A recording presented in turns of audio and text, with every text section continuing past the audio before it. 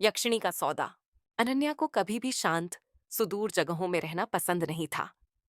वह शहरी जीवन की चहल पहल के बीच बड़ी हुई थी, जहां लोगों और वाहनों की लगातार आवाजाही ने शांति के किसी भी अवसर को खत्म कर दिया था। लेकिन दुर्घटना के बाद, जिसने उसके परिवार को छीन लिया, उसके माता पिता और छोटे भाई, उसने खुद को एकांत के लिए तरसते हुए पाया। दुनिया का शोर, जीवन की हलचल बस बहुत ज्यादा थी। ऐसा लग रहा था जैसे शहर का हर कोना उनके आखिरी पलों की यादों को फुसफुसा रहा हो। इसीलिए जब उसने काला पाठर के बारे में पढ़ा, हिमालय की तलहटी में बसा एक गांव जो धुंध और रहस्य से घिरा हुआ है, तो उसे पता था कि यह वह पलायन है जिसकी उसे जरूरत थी। इसने दुनिया की नजरों से दूर शांति का वादा किया, जहां वह खुद को टुकड़े टुकड़े करके फिर से बना सकती थी। बस ने उसे गांव के किनारे पर उतार दिया। उसके टायर संकरी मिट्टी की सड़क पर चरमरा रहे थे। हवा पतली थी, लेकिन अविश्वसनीय रूप से ताजा। जैसे ही उसने गहरी सांस ली, उसे शांति का एहसास हुआ जो उसने महीनों से अनुभव नहीं किया था। गांव अनोखा था। पत्थर के घर ऐसे लगते थे जैसे धरती से ही उगे हों। छतें काई और बर्फ की परतों से ढकी हुई थीं। वहां रहने वाले लोग बूढ़े थे। उनके चेहरे समय के साथ ढल चुके थे। फिर भी गांव में एक कालातीतता थी, जिससे उसे ऐसा महसूस होता था जैसे यह आधुनिकता से अछूता रहा हो। अनन्या उस छोटे से गेस्ट हाउस में चली गई, जिसकी सिफारिश उसे एक साथी यात्री ने की थी। यह एक साधारण इमारत थी जो गांव के किनारे पर स्थित थी, जहां से घने जंगल का एक विशाल विस्तार दिखाई देता था। उसका स्वागत एक बुजुर्ग महिला ने किया, जिसने खुद को माया के रूप में पेश किया। हमारे यहाँ बहुत से आगंतुक नहीं आते, माया ने एक कोमल मुस्कान के साथ कहा। उसकी आंखें कोनों में सिकुड़ी हुई थीं। लेकिन यहाँ का आपका स्वागत है। पहाड़ आपका ख्याल रखेंगे। उस शाम सामान खोलने के बाद अनन्या गांव में टहलने निकली। हवा ठंडी थी और सूरज क्षितिज पर नीचे नारंगी और बैंगनी रंगों में आसमान को रंग रहा था। ये एक सपने जैसा लग रहा था, दूर और असली। जैसे ही वह संकरी पगडंडी पर चल रही थी, उसने गांव वालों की बातचीत के कुछ अंश सुने। उनके शब्द शांत, सतर्क थे, जैसे कि वे कुछ ऐसा बोल रहे हों जिसे वे ठीक से समझ नहीं पा रहे हों। वह आ गई है, एक आदमी फुसफुसाया। उसे इसकी कीमत चुकानी पड़ेगी, एक बुजुर्ग महिला ने अपने साथी से बड़बड़ाते हुए कहा। अनन्या रुक गई। उसे यकीन नहीं था कि उसने उन्हें सही सुना है या नहीं। वह एक क्षण अजीब तरह से आवेशित महसूस हुआ, जैसे कि कोई अदृश्य चीज गांव के किनारों पर दबाव डाल रही हो। पथ उसे एक छोटे से मैदान में ले गया, जहां एक पुराने मंदिर के अवशेष खड़े थे। इसके पत्थर के खंभे टूट गए थे और घिस गए थे। बेलें उनकी तरफ उंगलियों की तरह रेंग रही थीं, अतीत को पकड़ रही थीं। मंदिर शांत था, और फिर भी इसमें कुछ ऐसा था जो अनन्या की त्वचा को चुभ रहा था। ये एक ऐसी जगह थी जिसे समय ने भुला दिया था, फिर भी किसी तरह अभी भी मौजूद थी। जब वह वहां खड़ी थी, जीर्ण शीर्ण संरचना को देख रही थी, तो उसके ऊपर एक अजीब सी सनसनी छा गई। एक असहज भावना, जैसे कोई उसे देख रहा हो। वह जल्दी से मुड़ी, लेकिन उसे शांत पेड़ों और शाम की फीकी रोशनी के अलावा कुछ नहीं दिखाई दिया।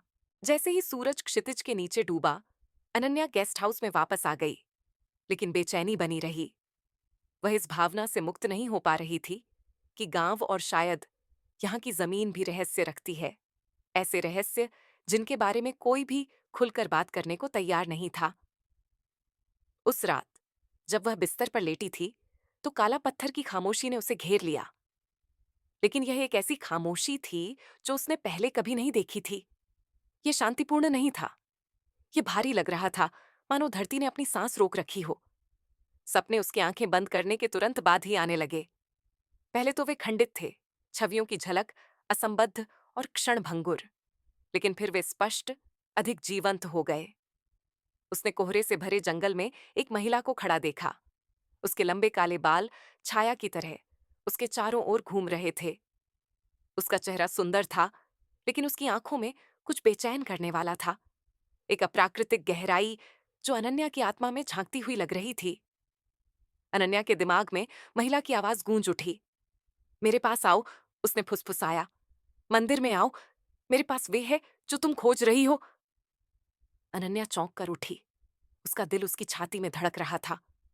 वह बिस्तर पर उठ बैठी, सांस लेने के लिए हाँफ रही थी, लेकिन कमरा शांत और खामोश था। सपना बहुत वास्तविक लग रहा था, बहुत मूर्त, जैसे कि महिला उसके ठीक बगल में खड़ी थी। उसने खिड़की की ओर देखा। बाहर रात अंधेरी थी। चांद की फीकी चमक से ही एकमात्र रोशनी आ रही थी। गांव शांत था, लेकिन अनन्या को एक खिंचाव महसूस हुआ, कुछ ऐसा जो उसे मंदिर में वापस जाने के लिए मजबूर कर रहा था। बिना पूरी तरह समझे कि क्यों, वह बिस्तर से उठी, अपनी जैकेट पहनी और ठंडी रात की हवा में बाहर निकल गई। उसके पैर अपने आप ही आगे बढ़ रहे थे, उसे मंदिर के पास की ओर ले जा रहे थे, मानो कोई अदृश्य शक्ति उसे बुला रही हो। गांव शांत था, उसकी नींद में कोई बाधा नहीं थी, लेकिन मंदिर के खंडहरों के पास पहुंचते ही अनन्या की धड़कनें तेज हो गईं। वह कोहरे में खड़ी एक आकृति की धुंधली सी रूपरेखा देख सकती थी, जो दूर से एक छाया की तरह दिखाई दे रही थी। उसकी सांसें उसके गले में अटक गईं। वह आकृति मानव नहीं थी, उसका रूप झिलमिला रहा था, लगभग अलौकिक, धुंध और चांदनी के प्राणी की तरह। और फिर, जैसे कि वह हमेशा से उसका इंतजार कर रही थी, वह आकृति उसकी ओर मुड़ी। कोहरे में महिला। अनन्या ने एक कदम पीछे लिया। उसके पैर शीशे की तरह महसूस हो रहे थे। उसका दिल उसकी छाती में धड़क रहा था। उसने गांव वालों को आत्माओं के बारे में, यक्षिणी की पुरानी कहानियों के बारे में फुसफुसाते हुए सुना था, लेकिन उसने कभी नहीं सोचा था कि वह खुद एक यक्षिणी से मिल जाएगी। आकृति बोली। उसकी आवाज पेड़ों के बीच से फुसफुसाती हवा की तरह थी। मैं तुम्हारा इंतजार कर रही थी अनन्या, उसने धीरे से कहा। पास आओ। अनन्या जमी हुई खड़ी थी, डर और एक अकठनीय शांति के बीच फंसी हुई। अंधेरे में महिला की आंखें चमक उठीं, पीली, लगभग चमकती हुई। और फिर, इससे पहले कि अनन्या एक और कदम बढ़ा पाती, महिला फिर से बोली। उसकी आवाज धीमी और मोहक थी। तुम्हारा दर्द मुझे बुलाता है, यक्षिणी ने कहा, और मैं तुम्हें वह देती हूं जो तुम चाहती हो, भूलने का एक तरीका। सुबह का सूरज अनन्या के कमरे में एक निर्मम चमक के साथ घुसा, जिससे उसकी आंखें खुल गईं। वह रोशनी के सामने कराह उठी। उसका शरीर अकड़ गया और दर्द होने लगा, मानो उसने नींद में मैराथन दौड़ लगाई हो। लेकिन यह नींद नहीं थी, वास्तव में नहीं। पिछली रात की यादें टुकड़ों में लौट आईं। उसकी त्वचा पर कोहरा रेंग रहा था, मंदिर में बेलें उग आई थीं, और आंखें उसे आकर्षित कर रही थीं। महिला की आवाज अभी भी उसके दिमाग में गूंज रही थी। मैं तुम्हें वह देती हूं जो तुम चाहती हो। क्या यह एक सपना था?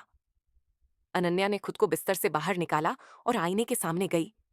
उसका प्रतिबिंब थका हुआ लग रहा था। उसकी आंखों के नीचे काले घेरे, बाल उलझे हुए, होंठ पीले। लेकिन कुछ और उसे रुकने पर मजबूर कर रहा था। जब वह अपनी गर्दन को छूने लगी तो उसका हाथ कांप उठा। उसकी कॉलर बोन के ठीक नीचे, उसकी त्वचा में हल्के से उकेरा हुआ एक निशान था, गोलाकार, चिन्हों के साथ, जिसे वह पहचान नहीं पाई।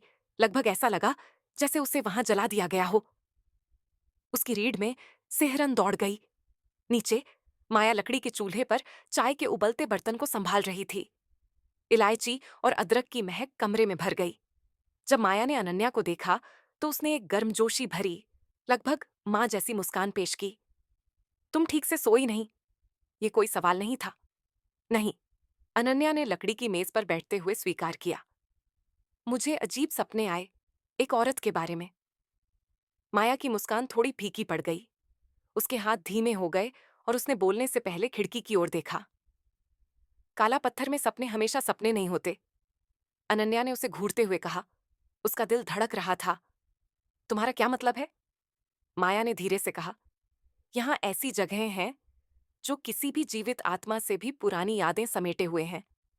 ऐसी जगहें जहां आत्माएं अभी भी घूमती हैं, खास तौर पर पुराने मंदिर के पास। अनन्या ने कुछ नहीं कहा, लेकिन माया ने उसकी आंखों में पहचान की चमक देखी होगी। तुम वहां गए थे, है ना? अनन्या ने हिचकिचाहट दिखाई, फिर सिर हिलाया। माया ने सांस छोड़ते हुए केतली को एक तरफ रख दिया। वे कहते हैं कि उस जंगल में एक यक्षिणी रहती है, एक आत्मा जो एक प्राचीन अभिशाप से धरती से बंधी हुई है। सुंदर, शक्तिशाली, खतरनाक। वह लोगों को शांति, फूले हुए दर्द के वादों से लुभाती है, लेकिन वह मुफ्त में कुछ नहीं देती। उसने मुझसे बात की, अनन्या ने फुसफुसाते हुए कहा। वह मेरा नाम जानती थी। माया ने तुरंत जवाब नहीं दिया। फिर उसने अपने शॉल की तहों में हाथ डाला और काले धागे से बंधी लाल कपड़े की एक छोटी थैली निकाली। उसने उसे अनन्या को थमा दिया। सुरक्षा के लिए, उसने कहा। इसे अपने पास रखो, उस जगह पर अकेले मत लौटना। अनन्या ने कांपती हुई उंगलियों से थैली उठाई। अंदर उसे चिकने पत्थर और सूखी जड़ी बूटियों की हल्की चटकने की आवाज महसूस हुई। उसमें कपूर और किसी तीखी चीज की गंध आ रही थी, जो लगभग धातु जैसी थी। उस दोपहर अनन्या ने खुद को विचलित करने की कोशिश की। वह गांव में घूमी, बर्फ से ढकी छतों की तस्वीरें लीं, कुछ बूढ़ी महिलाओं से बात की जो आग के पास बुनाई कर रही थीं। लेकिन जहां भी वह जाती, उसे लगता कि कोई उसे देख रहा है, सिर्फ गांव वालों की नहीं, बल्कि कुछ पुरानी, गहरी, पेड़ों के पीछे और हवा के झोंकों में छिपी हुई। शाम तक यह अनुभूति असहनीय हो गई। जैसे ही सूरज पहाड़ों के पीछे डूबा, गांव में एक अजीब सी खामोशी छा गई। कुत्तों ने भौंकने से मना कर दिया, पक्षी शांत हो गए, यहां तक कि हवा भी थम गई। और फिर वह फिर से आई, उसकी आवाज। इस बार अनन्या के दिमाग से नहीं, बल्कि हवा में बह रही थी, एक भूतिया लोरी की तरह। अनन्या, तुम भूल गई हो, मेरे पास वापस आओ। माया ने उसे जो थैली दी थी, वह उसकी छाती से लगकर हल्की सी धड़कने लगी, मानो पुकार पर प्रतिक्रिया कर रही हो। अनन्या ने उसे कसकर पकड़ लिया, भय और लालसा के बीच फंसी हुई। वह दुख जो उसे सता रहा था, चीखें, आग, उसके पुराने जीवन का मलबा, उसके दिल में अंगारों की तरह जल रहा था। वह इतने लंबे समय से इसे अकेले ढो रही थी, और अब कोई या कुछ इसे दूर ले जाने की पेशकश कर रहा था। आधी रात तक वह इसे और बर्दाश्त नहीं कर सकी। फुसफुसाहट तेज, अधिक लगातार होती गई, उसके विचारों, उसकी सांसों को झंझोड़ती हुई। वह गेस्ट हाउस से बाहर निकल गई और मंदिर के खंडहरों की ओर जाने वाले रास्ते पर चल पड़ी। कोहरा पहले से ज्यादा घना था, जीवित प्राणियों की तरह उसके पैरों के चारों ओर घूम रहा था। पेड़ अंदर की ओर झुके हुए थे, ठंड से भारी, मानो उसके पीछे का रास्ता बंद करने की कोशिश कर रहे हों। वह मंदिर पहुंची। चांदनी में वह और भी पुराना, और भी टूटा हुआ, जंगल में किसी घाव जैसा लग रहा था। और बीच में खड़ी थी वह, यक्षिणी। वह लगभग इंसान जैसी लग रही थी, लेकिन बिल्कुल नहीं। उसकी खूबसूरती सम्मोहक थी, लंबे लहराते बाल और चांदी जैसी आंखें। उसके नंगे पैर धरती से ठीक ऊपर मंडरा रहे थे। उसने एक लहराता हुआ वस्त्र पहना था, जो रात के आसमान के रंगों से झिलमिला रहा था, नीला, काला, तारों की रोशनी के संकेत। तुम लौट आए, उसने कहा। उसकी आवाज मखमल की तरह गरज के साथ सजी हुई थी। अनन्या ने सिर हिलाया, दूर देखने में असमर्थ। मैं इसे दूर कर सकती हूँ, यक्षिणी फुसफुसाते हुए, करीब आते हुए बोली। तुम्हारे पीछे जो दर्द है, तुम्हारी नींद में जहर घोलने वाली यादें, मैं तुम्हें शांति दे सकती हूँ। तुम बदले में क्या चाहते हो? अनन्या ने पूछा। उसकी आवाज फटी हुई थी। एक एहसान, यक्षिणी ने एक मुस्कान के साथ कहा, जो उसकी आंखों तक नहीं पहुंची। एक छोटा सा, जब समय आएगा तो तुम्हें पता चल जाएगा। अनन्या का दिल धड़क उठा, लेकिन वादा बहुत लुभावना था। उसकी पूरी आत्मा मुक्ति के लिए चीख रही थी। मैं स्वीकार करती हूँ, उसने फुसफुसाते हुए कहा। यक्षिणी ने हाथ उठाकर अनन्या के माथे को छुआ। उसके अंदर गर्माहट की लहर दौड़ गई, फिर कुछ और गहरा हो गया। अनन्या की छाती पर मौजूद चिन्ह हल्के से चमक उठे, और उस पल उसने महसूस किया, उसके दुख का भार पिघल रहा था, जैसे सुबह की धूप में जमी बर्फ पिघल रही हो। वह लड़खड़ाती हुई पीछे हटी, हांफते हुए। उसका सिर साफ था, कुचलने वाला अपराध बोध चला गया था, और लगभग 1 साल में पहली बार वह सांस ले पा रही थी। लेकिन यक्षिणी की मुस्कान और गहरी हो गई थी। हमारा बंधन पक्का हो गया है। जब मैं बुलाऊंगी तो तुम्हें जवाब देना होगा। सौदा पक्का हो चुका है। और बस ऐसे ही यक्षिणी धुंध में गायब हो गई, अनन्या को समाशोधन में अकेला छोड़ गई। पुनर्जन्म और बंधी हुई। 3 दिन बीत गए, और अनन्या हर सुबह हल्का महसूस करते हुए जागती थी, जैसे उसकी आत्मा से कोहरा हट गया हो। दुर्घटना के बाद से उसे परेशान करने वाले बुरे सपने चले गए थे। उसके हाथ अब कांपते नहीं थे, वह अपने प्रतिबिंब को बिना किसी भारी अपराध बोध के देख सकती थी। उसने खुद को महीनों में पहली बार मुस्कुराते हुए पाया। गांव वालों ने बदलाव को नोटिस किया। उन्होंने उसे संदेह से देखना बंद कर दिया और इसके बजाय उसे कुछ और परेशान करने वाली चीज डर से देखना शुरू कर दिया। उनकी निगाहें सतर्क, श्रद्धापूर्ण थीं, जैसे कोई निष्क्रिय ज्वालामुखी को देखता है, केवल तब खतरनाक जब उसे परेशान किया जाता है। माया ने ज्यादा कुछ नहीं कहा, लेकिन उसकी आंखें उदास हो गईं। आत्माएं चतुर होती हैं, उसने अनन्या से धीरे से कहा। वे आपके घावों को रेशम में लपेटती हैं, लेकिन रेशम गला घोंट भी सकता है। फिर भी अनन्या अपने जीवन में नई मिली सहजता का आनंद लेने से खुद को रोक नहीं पाई। वह बिना किसी चिंता के अकेले जंगलों में घूमती रही। उसकी स्केचबुक, जो कभी छोड़ दी गई थी, अब जंगल, खंडहर हो चुके मंदिर, और कभी कभी, हालांकि उसे नहीं पता था कि क्यों, तूफानी बादल जैसे बालों और पॉलिश की हुई हड्डियों जैसी आंखों वाली एक महिला की आकृति की खूबसूरत भयावह छवियों से भरी हुई थी। फोन, जिसका सिग्नल कुछ दिन पहले खो गया था, अचानक एक सुबह चालू हो गया। दिल्ली की एक पुरानी आर्ट गैलरी से एक ईमेल आया था। एक विंटर शोकेस में उसके काम को प्रदर्शित करने का प्रस्ताव। उसने लगभग 1 साल में कुछ भी जमा नहीं किया था। इसके बाद एक और संदेश आया, एक कानूनी नोटिस। उसके परिवार की दुर्घटना से बीमा दावा, जिसे लगभग 1 साल तक अस्वीकार किया गया था, अचानक स्वीकृत हो गया।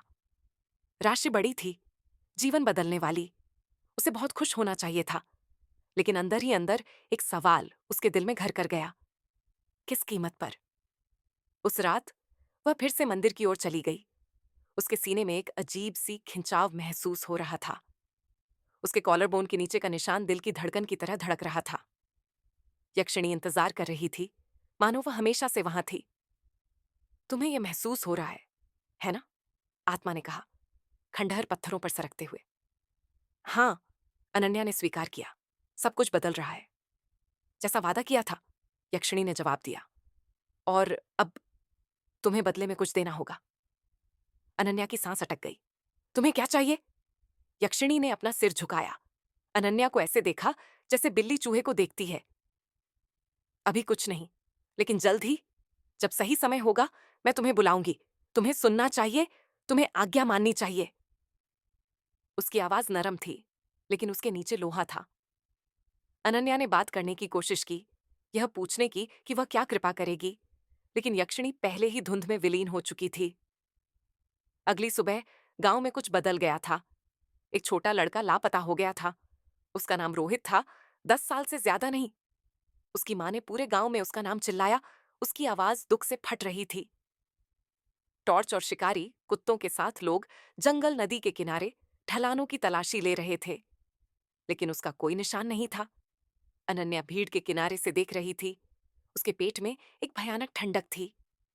पिछली रात उसने एक छोटी सी आवाज को पुकारते हुए देखा था। धुंध में एक आकृति उसका हाथ थामने के लिए आगे बढ़ रही थी, एक बच्चे का हाथ। वह कुछ नहीं बोली। उस शाम माया उसके पास आई। उसका चेहरा पीला था, आंखें भुतहा थीं। तुम्हें यह महसूस हुआ है ना? कुछ चुराया गया था? अनन्या मुश्किल से सांस ले पा रही थी। ये मैं नहीं थी। नहीं, माया ने कहा, लेकिन तुमने दरवाजा खोला। उसने अनन्या को चर्मपत्र का एक मुड़ा हुआ टुकड़ा दिया, एक प्राचीन ताबीज, प्रतीकों से ढका हुआ, जिसे अनन्या पढ़ नहीं सकती थी। इसे अपने पास रखो, माया ने कहा। उपकार अभी तक नहीं आया है, लेकिन यह एक चेतावनी थी। 2 रात बाद अनन्या ढोल की आवाज से जागी, जंगल के भीतर से गूंजती हुई धीमी, खोखली धड़कन। उसने अपनी खिड़की से बाहर देखा, और एक पल के लिए उसने उन्हें देखा, पेड़ों के बीच चलती आकृतियां, लंबी, पतली, अप्राकृतिक, कठपुतलियों की तरह धीमी, झटकेदार हरकतों में नाचती हुई। उसने ताबीज को पकड़ लिया। उसकी धड़कनें तेज हो गईं। फिर उसने फिर से आवाज सुनी। जल्द ही, यह आधी रात के बाद हुआ। अनन्या सोने की कोशिश कर रही थी, लेकिन जंगल की लय बदल गई थी। हवा अब चीख नहीं रही थी, वह बड़बड़ा रही थी। पत्ते धीमे, जानबूझकर पैटर्न में सरसराहट कर रहे थे, जैसे हवा में फुसफुसाहट लिखी हो। पेड़ उसकी खिड़की के करीब झुके हुए लग रहे थे, सितारों को दबा रहे थे। फिर आवाज आई, इस बार फुसफुसाहट नहीं, बल्कि एक धीमी, आज्ञाकारी उपस्थिति, जो उसकी हड्डियों के भीतर कंपन कर रही थी। आओ। उसके मन को विद्रोह करने का मौका मिलने से पहले ही उसके शरीर ने जवाब दे दिया। उसके पैर चुपचाप फर्श पर चले गए। माया ने दरवाजे पर जो आकर्षण जड़ा था, उसके पीछे। जैसे ही वह रात में कदम रखी, चांदनी ने धुंध को चांदी में बदल दिया। उसने अपना कोट पकड़ने के बारे में भी नहीं सोचा। जंगल का रास्ता इंतजार कर रहा था। ये वही रास्ता नहीं था जिस पर वह पहले चली थी। ये पुराना, खुरदरा था और मंदिर के खंडहरों से बहुत दूर तक जाता था, जंगल के बीचों बीच, जहां जानवर भी चलने की हिम्मत नहीं करते थे। हवा ठंडी हो गई, मौसम की ठंड से नहीं, बल्कि किसी प्राचीन चीज से। कुछ देख रहा था। रास्ते के अंत में एक पत्थर का मेहराब था, जिसे उसने पहले कभी नहीं देखा था। काई से ढका हुआ, आधा ढह गया, ये एक अजीब लाल चमक के साथ धड़क रहा था। इसके आगे एक समाशोधन था। बीच में यक्षिणी खड़ी थी। उसका गाउन हवा में लहरा रहा था, जो अस्तित्व में ही नहीं थी। तुम आ गए, उसने कहा। मेरे पास कोई विकल्प नहीं था, अनन्या ने फुसफुसाते हुए कहा। नहीं, यक्षिणी ने सहमति जताई। तुम्हारे पास कोई विकल्प नहीं था। वह एक तरफ हट गई। उसके पीछे एक आदमी खड़ा था, जो बंधा हुआ था और मुंह पर पट्टी बंधी थी। उसकी आंखें भय से चौड़ी हो गई थीं। उसके माथे से खून टपक रहा था, जहां एक घाव उसके माथे को चीर रहा था। उसके हाथ एक पुराने पेड़ से बंधी रस्सियों के खिलाफ हिंसक रूप से कांप रहे थे। यही उपकार है, यक्षिणी ने कहा। अनन्या के घुटने कमजोर पड़ गए। कौन है वे? एक आदमी जिसने वह ले लिया, जो उसका नहीं था। उसने जमीन से चोरी की, पवित्र पेड़ों को काटा, नदी में जहर गाड़ दिया। उसकी आत्मा पर निशान है। मैं मैं हत्यारा नहीं हूं। तुम्हें मारने की जरूरत नहीं है, यक्षिणी ने धीरे से कहा। बस उसे निशान लगा दो, इसे उसकी त्वचा पर लगा दो। उसने अनन्या को एक कांटे जैसी वस्तु दी, जो ऑब्सीडियन की तरह काली थी, जिसमें काली ऊर्जा गुनगुना रही थी। अनन्या ने अपना सिर हिलाया। मैं नहीं कर सकती। यक्षिणी की आंखें सिकुड़ गईं। तुम मेरे पास टूटे हुए आए थे, मैंने तुम्हें शांति दी, ये कीमत है। वह आदमी अपने गले में फंसा हुआ रोया, अपना सिर जोर से हिलाया। अनन्या ने उसकी आंखों में देखा और भय देखा, याचना। लेकिन फिर भय के नीचे कुछ और था। क्रोध, अपराधबोध। उसके मन में दृश्य उमड़ने लगे, जो उसके अपने नहीं थे। नदी के किनारे दबे तेल के ड्रम, कटे और जले हुए पेड़, टायरों के नीचे कुचला हुआ हिरण। इस आदमी ने पवित्र भूमि को अपवित्र कर दिया था। वह इसे महसूस कर सकती थी, जैसे कि भूमि ने खुद उसे यह फुसफुसाया हो। उसका हाथ उठा। कांटा उसकी मुट्ठी में फड़कने लगा। उसने उसे उसकी त्वचा पर दबाया। वह आदमी चिल्लाया, दर्द से नहीं, बल्कि किसी गहरी चीज से। प्रतीक उसके सीने में जल गया, लाल रंग में चमकने लगा, फिर फीका पड़ गया। यक्षिणी आगे बढ़ी और उसके माथे को छुआ। उसकी आंखें पीछे मुड़ गईं और वह चुप हो गया, लंगड़ा। अनन्या ने कांटा गिरा दिया और कांपते हुए घुटनों के बल गिर गई।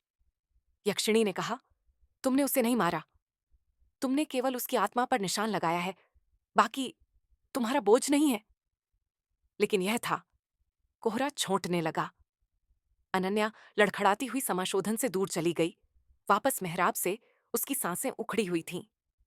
वह भोर तक गेस्ट हाउस नहीं लौटी।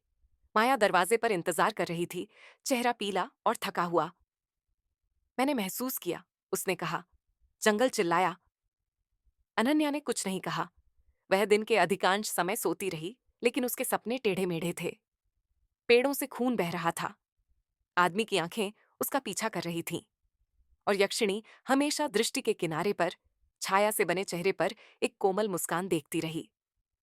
उसके बाद के दिनों में पास के शहर से खबर आई। देव चौधरी नाम का एक व्यक्ति, एक कॉरपोरेट भूमि डेवलपर, लापता हो गया था।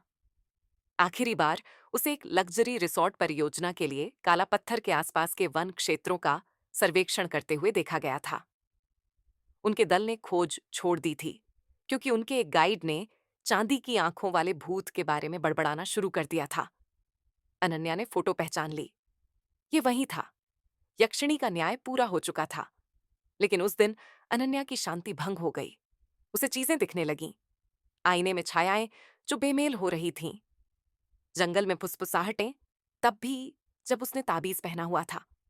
उसका प्रतिबिंब कभी कभी मुस्कुराता था जब वह नहीं मुस्कुराती थी, और हमेशा वह एहसास जैसे उसकी आत्मा के चारों ओर एक रस्सी बंधी हो जो और कसती जा रही हो। कीमत चुकाना अभी खत्म नहीं हुआ था, और दूर किसी भी फुसफुसाहट से भी अधिक गहरी यक्षिणी की आवाज एक बार फिर गूंजी। और भी होगा। दिन पानी में स्याही की तरह एक साथ बह गए। अनन्या को लगा कि वह समय खो रही है। वह बिना कारण याद किए जंगल में चली जाती, घंटों बाद अपने नाखूनों के नीचे गंदगी और त्वचा से चिपकी धूप की खुशबू के साथ जागती। एक बार उसने अपनी उंगलियों पर सूखा खून पाया। एक और बार उसकी जेबों में काले गुलाब की पंखुड़ियां थीं, ऐसे गुलाब जो काला पत्थर में कहीं नहीं उगते। माया ने उसे जो आकर्षण दिया था वह सड़ने लगा था। कपड़ा फट गया, अंदर की जड़ी बूटियां राख में बदल गईं और प्रतीक धुएं की तरह फीके पड़ गए। जब अनन्या ने माया को दिखाया तो बूढ़ी औरत ने केवल फुसफुसाते हुए कहा, जंगल अब तुम्हें चाहता है। और ऐसा ही हुआ। जंगल अब पेड़ों, जड़ों और पत्थरों जैसा नहीं लगता। यह जीवंत लगता था, देख रहा था, सांस ले रहा था। हर बार जब अनन्या उसकी शाखाओं के नीचे चलती तो ऐसा लगता कि वह उसका नाम फुसफुसा रहा है। हवा उसके चारों ओर उंगलियों की तरह घूमती थी, और हमेशा हमेशा उसे यक्षिणी का एहसास होता था। अब वह सिर्फ मंदिर के खंडहरों में नहीं थी, उसने नदियों में अपना प्रतिबिंब देखा, दर्पणों में, भेड़ियों की आंखों में जो गायब होने से पहले बहुत देर तक घूरते रहे। लेकिन एक रात कुछ बदल गया। अनन्या मंत्रोच्चार की आवाजें सुनकर जाग गई। वह बिस्तर पर बैठ गई। सर्दी की ठंड के बावजूद उसकी त्वचा पर पसीना चिपका हुआ था। हवा में जलते हुए लोहबान और चमेली की खुशबू थी। उसकी खिड़की के बाहर पेड़ हल्के से चमक रहे थे, एक भयानक नीली धड़कन। फिर उसने सुना एक आवाज, लेकिन यक्षिणी की नहीं। यह एक आदमी की आवाज थी, गहरी और कर्कश, एक ऐसी भाषा में बोल रही थी जिसे वह नहीं जानती थी। शब्द उसकी हड्डियों के अंदर कंपन कर रहे थे। और फिर दर्द। उसकी छाती जल रही थी, निशान ताजे लोहे की तरह जल रहा था। वह फर्श पर गिर गई, खुद को पकड़ते हुए चुपचाप चिल्लाती रही।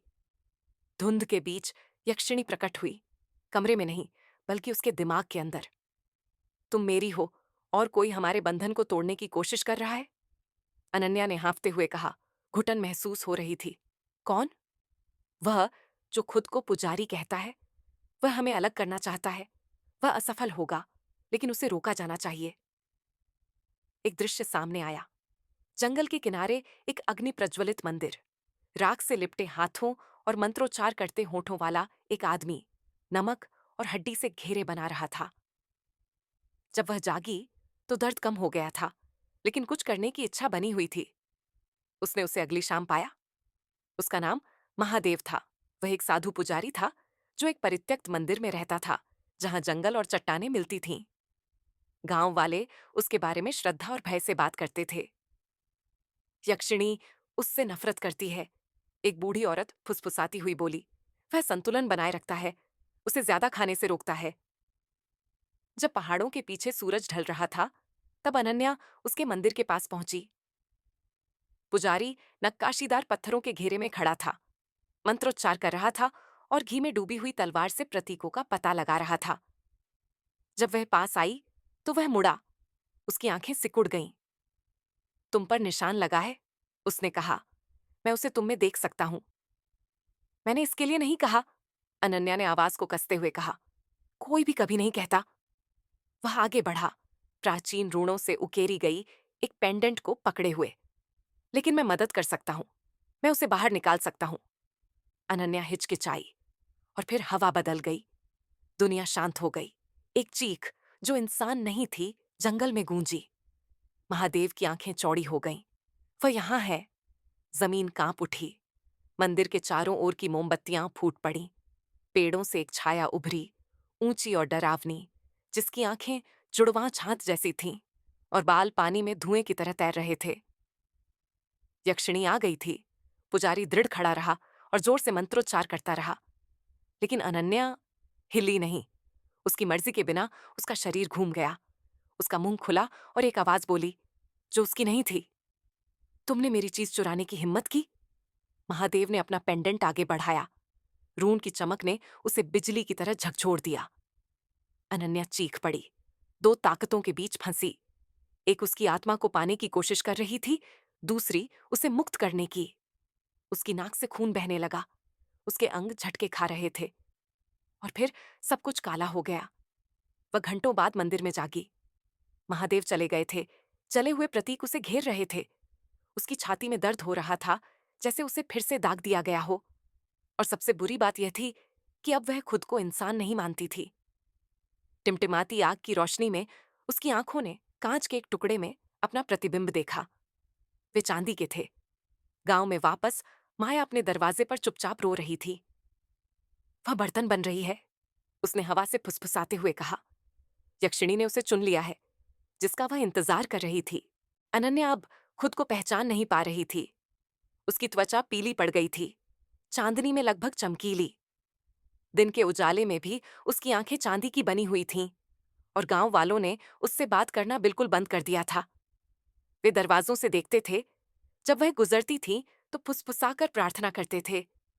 उसे एक बार अपने अकेलेपन में सुकून मिलता था। अब ये एक जेल जैसा लग रहा था। माया ने बीच बचाव करने की कोशिश की। वह जड़ी बूटियां, मंत्र, सुरक्षात्मक ताबीज लेकर आई, लेकिन इनमें से कुछ भी काम नहीं आया। यक्षिणी बहुत गहरे में थी। उसने तुम्हें एक कारण से चुना, माया ने कहा। उसकी आंखें रातों की नींद हराम करने से लाल हो गई थीं। तुम उसका वाहन बन रहे हो? एक पुल? किस लिए पुल? अनन्या ने पूछा। उसकी आवाज भंगुर थी। दूसरी तरफ, माया ने फुसफुसाते हुए कहा। उस क्षेत्र में जहां प्राचीन और भूखी चीजें इंतजार कर रही हैं। अगर वह उस दरवाजे को पूरी तरह से खोलती है तो तुम चले जाओगे, और कोई और चीज तुम्हारी त्वचा को पहन लेगी। उस रात अनन्या ने जीवन के पर्दे से परे एक जगह का सपना देखा। वह एक काली नदी के किनारे खड़ी थी, जिसका पानी ऊपर की ओर बह रहा था और तारों से रहित आकाश में जा रहा था। छायाएं किनारे पर घूम रही थीं। आकृतियां, जो भूली हुई भाषा में फुसफुसा रही थीं, उसकी ओर पंजे मार रही थीं, अंदर आने की भीख मांग रही थी। उसके पीछे यक्षिणी खड़ी थी। उसकी उंगलियां अनन्या के बालों में उलझी हुई थीं। उसकी आवाज नरम और क्रूर थी। यही तुम्हारी नियति है, तुम ही द्वार हो, तुम्हारे माध्यम से वे आएंगे। अनन्या मुड़ी, चिल्लाई, मैंने कभी इस पर सहमति नहीं दी। यक्षिणी का चेहरा गुस्से से नहीं, बल्कि निराशा से मुड़ गया। लेकिन तुमने भूल जाना चाहा। जब तुम शांति की भीख मांगती थी, सौदा पक्का हो गया, कीमत तुम हो। वह रोते हुए उठी, लेकिन वह अकेली नहीं थी। उसके बिस्तर के नीचे एक लड़की खड़ी थी, एक अजनबी, आंखें चौड़ी, त्वचा आंसुओं और कालिक से लकीरें। तुम्हें मेरी मदद करनी होगी, लड़की फुसफुसाई। वह आ रही है। अनन्या लड़खड़ाते हुए अपने पैरों पर खड़ी हुई। तुम कौन हो? मेरा नाम रिया है। वह मेरे भाई को ले गई। मैंने उसे जंगल में ले जाते देखा। उसका काम अभी खत्म नहीं हुआ है। अनन्या की सांस अटक गई। तुमने उसे देखा? तुमने यक्षिणी को देखा? रिया ने कांपते हुए सिर हिलाया। उसने कहा कि वह पहला था। तुमने उससे वादा किया था। अनन्या के घुटने मुड़ गए। नहीं, नहीं, मैंने नहीं किया। लेकिन उसकी आत्मा की गहराई में सच्चाई सांप की तरह लिपटी हुई थी। उसने शब्द नहीं कहे थे, लेकिन उसका दिल उस रात दुख से इतना भर गया था, दुख और इसे दूर करने की बेताब जरूरत, कि उसने यह नहीं पूछा कि यक्षिणी क्या लेगी, केवल इतना कि वह कुछ देगी। अब यक्षिणी ने उसके भाई को ले लिया था और लेने की तैयारी कर रही थी। रिया ने उसकी ओर देखा। अभी भी समय है, पुजारी ने मुझे बताया। उन्होंने कहा कि अगर हम सील तोड़ते हैं तो वह पार नहीं कर सकती। कौन सी सील? जंगल के बीचों बीच वाला, ब्लैक ग्रो। उसने कहा कि यह सबसे पुरानी जगह है, जहां उसका शरीर सोता है। अनन्या ने निगल लिया। उसका निशान जल गया। वह उस जगह को जानती थी। उसने एक बार अनजाने में ही उसे खींच लिया था। काले पेड़, जंजीरों जैसी जड़ें, धरती के नीचे एक पत्थर का ताबूत। मुझे वहां ले चलो, उसने कहा। अभी। जंगल इंतजार कर रहा था। इसने उन्हें बहुत आसानी से अंदर जाने दिया। उनके पैरों के नीचे रास्ते काले मांस में नसों की तरह खुल रहे थे। जीव पेड़ों से देख रहे थे।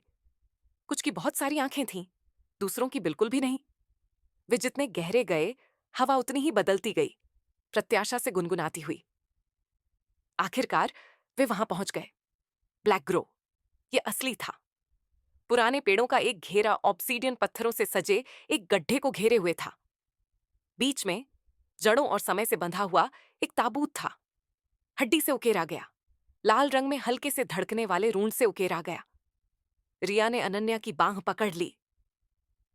उसने कहा कि रून को नष्ट करो, ताबूत की सील तोड़ दो। अनन्या आगे बढ़ी, लेकिन यक्षिणी पहले से ही वहां थी। वह बुझती लौ से निकलने वाले धुएं की तरह छाया से उठी। उसकी मुस्कान दुख और विजय से भरी थी। तुमने जो पहले ही चुन लिया है, उसका विरोध क्यों कर रही हो? अनन्या की आवाज फट गई। क्योंकि मैं समझ नहीं पाई। मुझे नहीं पता था कि तुम दूसरों को चोट पहुंचाओगी। मुझे नहीं पता था कि तुम मुझे ले जाओगी। तुम जानना नहीं चाहती थी, यही अंतर है। रिया चिल्लाई, हाथ में पत्थर लेकर ताबूत की ओर दौड़ी। यक्षिणी आगे बढ़ी, प्रकाश से भी तेज, लेकिन अनन्या ने उसके रास्ते में कदम रखा। पहली बार यक्षिणी हिचकिचाई। तुम बच्चे की रक्षा करोगी? उसने पूछा। अनन्या का शरीर कांप उठा। मैं अपनी रक्षा करूंगी। मैं अपने बचे हुए मानव होने की रक्षा करूंगी। यक्षिणी ने अपना सिर झुकाया। तो चलो इसे खत्म करते हैं, तुम और मैं। वह पीछे हट गई और जमीन कांप उठी। जड़ें ताबूत से दूर हो गईं और नीचे एक प्राचीन आकृति दिखाई दी, जिसमें अनन्या का चेहरा था। उसकी सांस अटक गई। वह मैं हूं। यही तुम बनोगी, जब तक तुम कुछ और नहीं चुनती। लेकिन यह जान लो, सौदा अभी भी प्रभावी है। अगर तुम सील तोड़ दोगी तो दर्द वापस आ जाएगा। अपराध बोध, दुख, पागलपन, मैं तुम्हें छोड़ दूंगी, लेकिन तुम्हारी शांति मेरे साथ रहेगी।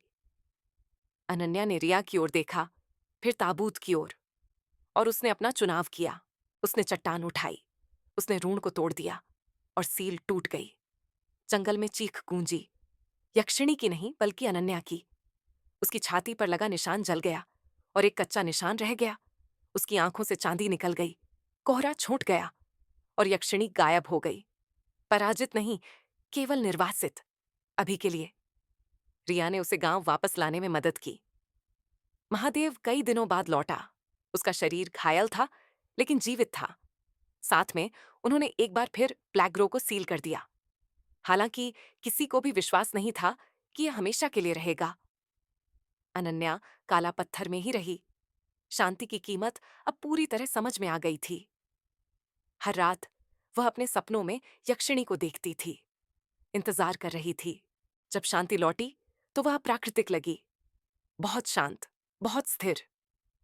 अनन्या आधी रात को जाग जाती और उम्मीद करती कि जंगल फिर से फुसफुसाएगा। अंधेरे में चांदी की आंखों की उम्मीद करता, लेकिन कुछ नहीं हुआ। उसकी खिड़की के बाहर के पेड़ अब सिर्फ पेड़ थे, ठंड में मूक प्रहरी। और फिर भी अनुपस्थिति उपस्थिति से ज्यादा जोरदार लगती थी। उसने सील तोड़ दी थी, यक्षिणी को भगा दिया, लेकिन उसकी आत्मा में अभी भी निशान था। हालांकि निशान फीका पड़ गया था, लेकिन कुछ रातों में यह धीरे धीरे धड़कता था, जैसे कि कुछ याद आ रहा हो, जिसे उसका शरीर जोर से बोलने से मना कर रहा हो। गांव वाले उसे एक अवशेष की तरह मानते थे, पूजनीय, भयभीत, टाला हुआ। कुछ लोगों ने दावा किया कि उसने जंगल की आत्मा को भगा दिया है। दूसरे फुसफुसाते हुए कहते थे कि वह अभी भी उससे बंधी हुई है, कि वह एक सोता हुआ अभिशाप है जो जागने का इंतजार कर रहा है। केवल माया ही पास रही, वह चली नहीं गई है। एक शाम ढलते धुंधलके में कड़वी चाय पीते हुए बुढ़िया ने चेतावनी दी। वह इंतजार करती है, सौदेबाजी खत्म नहीं होती, वे बदल जाती है। अनन्या ने अपना सिर हिलाया। मैंने अपना चुनाव किया, मैंने शांति छोड़ दी, मैंने सुन्नता छोड़ दी, मैंने ताबूत तोड़ दिया। तुमने ताबूत तोड़ा, माया ने कहा, बंधन नहीं। इसके तुरंत बाद सबूत सामने आ गया। इसकी शुरुआत रिया से हुई। वह एक सुबह बिना किसी निशान के गायब हो गई। उसके पिता को जंगल के किनारे पर केवल उसके जूते मिले। उसकी गंध अचानक बंद हो गई, मानो धरती ने उसे निगल लिया हो। महादेव और अनन्या ने 2 दिन तक खोज की। फिर तीसरे दिन उन्हें वह मिल गया। एक पत्थर एक ऐसे उपवन में अकेला खड़ा था जहां पहले कोई पत्थर नहीं था। चिकना, काला, प्रतीकों से चिह्नित। उसके चेहरे पर रिया का नाम। राख में उकेरा गया, महादेव का चेहरा धूसर हो गया। यक्षिणी को अब किसी बर्तन की जरूरत नहीं थी, उसे एक लंगर की जरूरत थी। क्या? एक आत्मा जो उसे इस दुनिया से जोड़े रखे। युवा, मासूम, आसानी से झुकने वाली। अनन्या अपने घुटनों पर गिर गई। वह वापस आ गई है, उसने फुसफुसाया। मैं उसे महसूस कर सकती हूँ। उस रात अनन्या जंगल के किनारे खड़ी थी और अंधेरे में पुकार रही थी। मुझे ले चलो, उसने कहा। उसे छोड़ दो, लड़की को छोड़ दो, मैंने ही सौदा किया है। हवा बदल गई, छायाएं गहरी हो गईं, और यक्षिणी ने उत्तर दिया, शब्दों से नहीं, बल्कि इतनी गहरी खामोशी से कि उसने अनन्या के फेफड़ों में सांस को कुचल दिया। फिर एक धीमी और प्राचीन फुसफुसाहट। पर्दा जितना तुम सोचती हो, उससे कहीं ज्यादा पतला है। दुनियाओं के बीच चलने के एक से ज्यादा रास्ते हैं। महादेव ने एक और अनुष्ठान किया। यह बाकी अनुष्ठानों से पुराना था। एक मार्ग संस्कार। आत्माओं को सील करने का नहीं, बल्कि उनके दायरे में प्रवेश करने का एक तरीका। अगर उसमें रिया की आत्मा है, उसने कहा, तो तुम्हें बीच के रास्ते से गुजरना होगा, पर्दे में। क्या यह सुरक्षित है? अनन्या ने पूछा। उसने कोई जवाब नहीं दिया। ग्रहण के छांत के नीचे अनुष्ठान शुरू हुआ। उन्होंने राख, हड्डी और आग से घेरा बनाया। रक्त चढ़ाया गया, अनन्या का, और जड़ी बूटियां जलाई गईं, जिससे रात की हवा कांच में बदल गई। जैसे ही पेड़ों के बीच अंतिम मंत्र गूंजा, दुनिया मुड़ गई। समय अपने आप में सिमट गया, प्रकाश मुड़ गया, और अनन्या आगे बढ़ गई। पर्दा कोई जगह नहीं थी। यह संवेदना थी, स्मृति, भय, बदलते भ्रमों का परिदृश्य, जहां आकाश काली पंखुड़ियों से रो रहा था और जमीन टूटे हुए दर्पणों से बनी थी। चेहरे मिट्टी से ऊपर देख रहे थे, कुछ जाने पहचाने, कुछ लंबे समय से भूले हुए। फुसफुसाहटें उसकी त्वचा पर रेंग रही थीं। वह एक ही लक्ष्य के साथ उसमें आगे बढ़ी, रिया। आखिरकार उसने उसे पा लिया, हड्डी और लताओं से बने एक पेड़ के भीतर फंसी हुई। उसकी आंखें मंद मंद चमक रही थीं। उसका मुंह चांदी के धागे से सिल दिया गया था। और उसके सामने यक्षिणी, अब सुंदर नहीं रही। वह मुरझाई हुई और भूतनी जैसी थी। उसकी त्वचा पुराने चीनी मिट्टी के बर्तन की तरह फटी हुई थी। उसका रूप महिला और वेंडिगो के बीच झिलमिला रहा था। तुम लौट आए, उसने कर्कश स्वर में कहा। तुम हमेशा लौटते हो। अनन्या आगे बढ़ी। उसकी हथेली से खून टपक रहा था, जहां भेंट अभी भी रो रही थी। उसे जाने दो। वह अब मेरा सहारा है। पुल बनना चाहिए, द्वार खुलना चाहिए। तुमने मुझे पहले भी मना किया था, तुम फिर से नहीं मनाओगे। अनन्या ने अपनी मुट्ठियां भींच लीं। तुम मुझे ले जाओ, जो बचा है उसे ले लो, उसे जाने दो। यक्षिणी मुस्कुराई। तुम समझती नहीं हो, तुम कभी भी सौदे से बचने के लिए नहीं बनी थी, तुम शुरुआत करने के लिए बनी थी। और ऐसा कहकर वह झपट्टी। लड़ाई शारीरिक नहीं थी, यह स्मृति थी, आत्मा, इच्छा शक्ति। अनन्या ने झलकियां देखीं, उसके माता पिता, उनकी मृत्यु, उसका दुह, काला पत्थर में उसकी पहली रात। हर पल की कमजोरी, दुह, भय यक्षिणी ने उन्हें जंजीरों में बांध दिया, उन्हें उसके दिल के चारों ओर लपेट दिया। लेकिन अनन्या के पास कुछ नया था, विकल्प। उसने दर्द को थामे रखा, उसे भूलने के लिए नहीं, बल्कि उसे अपनाने के लिए। उसने उसे मशाल की तरह जकड़ लिया, जिससे वह भ्रम को जला सके। और अपने हर टूटे हुए हिस्से से निकली चीख के साथ उसने रिया के शरीर से बेलें फाड़ दी और अपना आखिरी खून यक्षिणी के चेहरे पर फेंक दिया। आत्मा चीखी, चीखी जैसे तूफान ने धरती को निगल लिया हो। पर्दा टूट गया। वे जंगल के किनारे एक साथ जागे। महादेव ने उन्हें घंटों बाद पाया। रिया जीवित रही, अनन्या जीवित रही, लेकिन उसके अंदर कुछ हमेशा के लिए बदल गया था। काला ग्रोव शांत था, यक्षिणी चली गई थी, या ऐसा उन्होंने माना। जंगल शांत हो गया था। पेड़ों में कोई सरसराहट नहीं, कोई उल्लू नहीं चिल्लाता, कोई छिपे हुए जानवरों के पदचिह्न नहीं। ऐसा लग रहा था जैसे घूंघट में यक्षिणी की चीख ने ऊपर की दुनिया को शांत कर दिया हो। गांव वालों ने देखा, फसलें बेकाबू होकर जंगली हो गईं, जानवरों ने जंगल में घुसने से मना कर दिया, और छायाएं दिन के उजाले में भी लंबी होती गईं। लेकिन गांव वाले आगे बढ़ गए।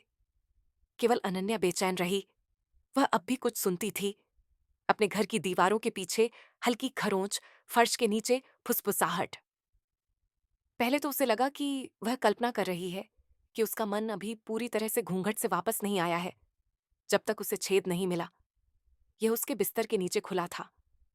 धरती में एक संकरा सा छेद, खरगोश के बिल से बड़ा नहीं, लेकिन यह सांस ले रहा था। रात में इसमें से गर्म हवा उठती थी, जिसमें फूलों और राख की खुशबू थी। उसने एक बार इसमें एक पत्थर फेंका। नीचे से टकराने की कोई आवाज नहीं आई, बस सन्नाटा और एक गुनगुनाहट। महादेव ने उसके डर की पुष्टि की। खोखली धरती, उसने गंभीर स्वर में कहा। पुराने ग्रंथों में इसके बारे में बताया गया है। जंगल के नीचे देवताओं और आत्माओं से भी पुरानी दुनिया है। यक्षिणी का जन्म जंगल में नहीं हुआ था, वह जंगल के नीचे से उठी थी। यह क्या है? अनन्या ने पूछा। एक उलटा, हमारे अपने से नीचे एक क्षेत्र जहां मृत्यु और समय के नियम लड़खड़ाते हैं। बहुत कम लोग वहां की यात्रा पर बचते हैं, बहुत कम लोग पूरे वापस लौटते हैं। तो ये अब क्यों खुल रहा है? महादेव ने आकाश की ओर देखा, जहां चांद लगभग पूर्ण और लाल रंग का था। क्योंकि तुमने घूंघट में जो द्वार तोड़ा था, वह सिर्फ उसका नहीं था। उस रात रिया नींद में चीख पड़ी। अनन्या दौड़कर उसके पास गई और पाया कि वह कीचड़ और पंखुड़ियों से ढकी हुई थी, जो सदियों से काला पत्थर में मौजूद नहीं थी। वह बेतुकी भाषा में बोल रही थी, ऐसे नाम फुसफुसा रही थी जो उसके नहीं थे। फिर उसने एक शब्द साफ साफ कहा, नीचे। इसे हमेशा के लिए खत्म करने के लिए दृढ़ संकल्पित अनन्या ने उतरने की तैयारी की। महादेव ने उसे फिर से चेतावनी दी, यह अब सिर्फ यक्षिणी के बारे में नहीं है। अगर तुम नीचे जाओगी तो तुम और भी ज्यादा बुरा कर सकती हो। मैंने पहले ही एक बार सौदा कर लिया है, उसने कहा। मुझे यह जानना है कि मैंने और क्या दिया। वह वापस गड्ढे में लौट आई, लेकिन वह बड़ा हो गया था। अब उसमें रेंग कर जाया जा सकता था, और वह धड़क रहा था, एक जीवित चीज की तरह। उतरना वह सिर्फ एक लालटेन, एक ब्लेड और माया से एक ताबीज लेकर खोखली धरती में दाखिल हुई, जो भेड़िए के बालों और हड्डियों की राख से बुना गया था। सुरंग नीचे की ओर अंतहीन रूप से घूमती रही। दीवारें चिकनी, गर्म, संघनन से चिकनी थीं, जिसमें खून की हल्की गंध आ रही थी। आकृतियां उसकी रोशनी के किनारों से आगे बढ़ रही थीं। अंग, मुंह, आंखें। वे पत्थर पर उकेरी गई नक्काशी के पास से गुजरी, सर्प जैसे बाल और नुकीले दांतों से भरे मुंह वाली महिलाओं के चित्र, जो अपने नीचे तड़पती परछाइयों को आग के कटोरे चढ़ा रही थीं। उसने एक आकृति को दोहराया, चांदी की आंखों वाली एक लंबी महिला, भेड़ियों से घिरी हुई। यक्षिणी, लेकिन राक्षस के रूप में नहीं, एक पुजारिन के रूप में। घंटों लगने के बाद वह एक विशाल भूमिगत कक्ष में उभरी। यह अंधेरा नहीं था। बायोल्यूमिन सेंट बेलें दीवारों पर नीले और हरे रंग की चमक रही थीं। पानी के कुंड सुनहरी रोशनी से झिलमिला रहे थे। हवा में सुगंध और सड़ांत की गंध थी। बीच में एक सिंहासन खड़ा था, और उस पर एक महिला, असंभव रूप से लंबी, रेशम में लिपटी हुई, जो ज्वाला की तरह हिलती थी। उसका चेहरा पतंगे के पंखों के पर्दे के नीचे छिपा हुआ था। मैं इंतजार कर रही थी, महिला ने कहा। अनन्या ने अपनी तलवार पकड़ी। तुम कौन हो? मैं पहली हूं, महिला ने जवाब दिया। तुम जिस यक्षिणी को जानते थे, वह मेरी प्रतिध्वनि थी, एक टुकड़ा। वह बहुत पहले मुझसे भाग गई थी, लेकिन अब तुम्हारे माध्यम से वह वापस आ गई है। नहीं, अनन्या ने कहा, वह चली गई है। महिला हंसी। ये एक सुंदर भयानक ध्वनि थी। चली गई? खोखली धरती से कभी कुछ नहीं जाता, वह केवल छिपती है। अनन्या की तलवार उसके हाथ में कांप उठी। तुम्हें क्या चाहिए? महिला खड़ी हो गई। जैसे जैसे वह पास आई, हर कदम के साथ जमीन धड़क रही थी। मुझे वही चाहिए जो वादा किया गया था। तुमने मुहर खोली, तुमने पर्दा पार किया, तुमने हमें जगाया। खोखलापन याद रखता है, और ये भूखा है। फिर उसने अपना हाथ उठाया, और दीवारों से परछाइयां दूर हो गईं। आत्माएं नहीं, बल्कि प्राणी। अन्य, यक्षिणी की तरह, लेकिन अलग, भूखी, बूढ़ी। और उनके पीछे एक बड़ा दरवाजा धड़क रहा था। तुम्हारे खून से होकर, महिला फुसफुसाई, हम फिर से चलेंगे। अनन्या भागी। सुरंगों से वापस घुमावदार काले सर्पिल के माध्यम से परछाइयां ज्वार की तरह उसका पीछा कर रही थीं। आकर्षण ने उसकी त्वचा को जला दिया, उसे उनके सबसे बुरे स्पर्श से बचा लिया। भोर होते ही वह जंगल में निकल आई, और उसके पीछे छेद बंद हो गया, लेकिन गुनगुनाहट बनी रही। वह कांपती हुई महादेव की बाहों में गिर पड़ी। यह सिर्फ वह नहीं है, उसने हाँफते हुए कहा। और भी हैं। वह एक टुकड़ा थी, एक स्काउट, कुछ गहरा है, एक रानी, शायद इससे भी बदतर। वह उसे घूरता रहा, पीला पड़ गया। खोखली धरती जाग गई है। गांव एक और सौदे से बच नहीं पाएगा। और अनन्या जानती थी, यक्षिणी ने सिर्फ दरवाजा खोला था। उसे इसे सील करना होगा। लेकिन इस बार इसकी कीमत खून से ज्यादा होगी। इसकी कीमत उसकी आत्मा होगी। अनन्या अब और सो नहीं सकी। सपने वापस आ गए थे, लेकिन पहले जैसे नहीं। अब वे ज्यादा तीखे, चमकीले, रंग और आवाज से भरे हुए थे, जो जागृत दुनिया से संबंधित नहीं थे। उसने जंगल के फर्श के नीचे जलती हुई आग की छवियां देखीं, खुद को पतंगे के पंखों के उस सिंहासन पर देखा, रानी की आवाज को अपनी हड्डियों में गूंजते हुए सुना। तुमने मुझे वापस ला दिया, दुख की बेटी। अब मुझे खिलाओ। सबसे बुरा हिस्सा, उसका एक छोटा सा हिस्सा, एक टूटा हुआ, थका हुआ हिस्सा जवाब देना चाहता था। वह जानती थी कि उसे वापस जाना होगा, भागने के लिए नहीं, सौदेबाजी करने के लिए नहीं, बल्कि इसे खत्म करने के लिए। महादेव ने उसे रोकने की कोशिश की। तुमने देखा है कि नीचे क्या है। अगर तुम वापस लौटोगी तो कोई गारंटी नहीं है कि तुम वापस आओगी। वह जगह तुम्हें चाहती है। तुम पहले से ही चिन्हित हो। मैं उसी दिन चिन्हित हो गई थी जिस दिन मैंने शांति की भीख मांगी थी, अनन्या ने कहा। मैंने उसे एक बार अंदर आने दिया। अगर मैं उसे अभी नहीं रोकती तो गांव जल जाएगा। और भी तरीके हैं? नहीं है? उसकी आवाज फट गई। कोई मंत्र नहीं, कोई मुहर नहीं, कोई ताबीज नहीं। वह सिर्फ स्काउट थी। रानी जाग रही है, और अगर वह उठती है तो वह इस पूरी दुनिया को खो में खींच ले जाएगी। महादेव ने आखिरकार सिर हिलाया। फिर उसने उसे कपड़े में लिपटा एक खंजर दिया। माया से, उसने कहा। भूत हिरण की रीढ़ से उकेरा गया, नदी की राख में डूबा हुआ। अगर कोई चीज उस चीज को घायल कर सकती है जिसका खून बहना तय नहीं है, तो वह ये है। उतरना फिर से। इस बार छेद को खोजने की जरूरत नहीं थी। ये गांव के बीच में खुलता था, एक खामोश गोलाकार खाई जहां पुराना कुआं हुआ करता था। गांव के लोग चीखने लगे और तितर बितर हो गए। अनन्या आगे बढ़ी। रिया वहां थी, उसका हाथ पकड़े हुए। तुमने मुझे एक बार बचाया था, लड़की फुसफुसाई। वापस आओ। मैं कोशिश करूंगी, अनन्या ने कहा। फिर उसने हाथ छोड़ दिया और गिर गई। खोखली धरती ने उसका एक पुराने दोस्त की तरह स्वागत किया। इस बार कोई भटकाव नहीं, कोई धीमी सरपिल नहीं। वह सीधे रानी के कक्ष में गिर गई। पतंगे के पंखों वाली आकृति सिंहासन के पास खड़ी थी, उसे धुएं और रोशनी से बनी अपनी कई आंखों से देख रही थी। तुम शासन कर सकती थी, उसने कहा। मैं शासन करने नहीं आई हूं, अनन्या ने उत्तर दिया। उसने खंजर निकाला। मैं इसे समाप्त करने आई हूं। रानी मुस्कुराई। तो मेरे लिए खून बहाओ। और कक्ष जीवंत हो उठा। अंतिम युद्ध अनन्या ने लड़ाई लड़ी, न केवल अपनी तलवार से, बल्कि अपनी इच्छा शक्ति के हर टुकड़े से। छायाएं झपट पड़ी, चीखने लगीं। उसने उन्हें नीचे गिरा दिया। उसके पैरों के नीचे फर्श तड़प उठा। दीवारें उन नामों को चिल्ला रही थीं जिन्हें वह भूल गई थी। लेकिन वह चलती रही, काटती रही, याद करती रही। यही कुंजी थी। यक्षिणी की शक्ति भूले हुए दर्द से आई थी, दफन हुए दुख से, अनदेखा किए गए घावों से। लेकिन अनन्या ने यह सब सतह पर ला दिया। उसके माता पिता, वह रात जब वह अंदर मर गई, भूत की तरह जीवन में बहते हुए बिताए साल। और जब रानी ने उसे पकड़ने के लिए हाथ बढ़ाया तो अनन्या ने खंजर लिया और उसे अपनी हथेली में घोंप लिया। खून, शुद्ध, स्वैच्छिक, एक वास्तविक भेंट। रानी के लिए नहीं, बल्कि गेट को सील करने के लिए। खोखली धरती चीख उठी। सिंहासन चकनाचूर हो गया। दीवारें दरक गईं। रानी का रूप जल गया, एक ऐसी चीज से जो उसे तृप्त नहीं कर सकती थी। एक आत्मा जिसने समर्पण के बजाय दुख को चुना। जैसे ही उसके चारों ओर सब कुछ ढह गया, अनन्या ने ऊपर देखा और धुएं में एक आकृति देखी। यक्षिणी। वह रो रही थी। तुमने मुझे मुक्त किया, उसने फुसफुसाते हुए कहा। तो मेरी मदद करो, अनन्या ने जवाब दिया। यक्षिणी आगे बढ़ी, अनन्या की छाती पर हाथ रखा और एक ऐसी भाषा में कुछ फुसफुसाया जिसे खोखला समझ नहीं सकता था। और दुनिया ढह गई। परिणाम, वह अपने बिस्तर में जाग गई।